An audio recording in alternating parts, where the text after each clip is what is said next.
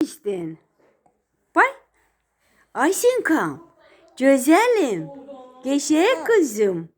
Kim gelmişti? Sen neylemiştin? Bay bay bay bay bay bay. Pişt.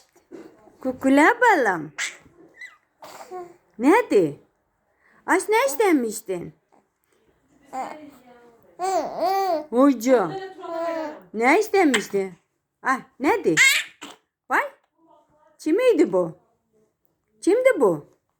Asya hani? Asya hani? Bak buradadır. Asya burada.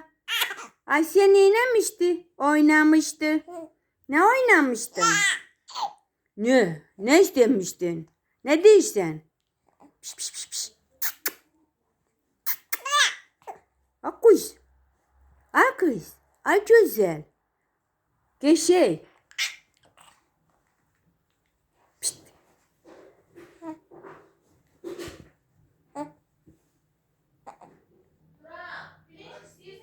Piş piş. Moşuk. Moşuk. Hı. Ha moşuk. Ha moşuk. Akı. Akı. Akı. Kukula balam. Nazlı balam. Güzel balam. Gidelim. Yaparım seni babanın yanına. Bir gün görmeyeyim seni.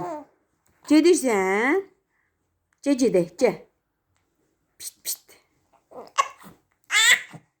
Uy. He yaş yaş. Gidelim. Gel.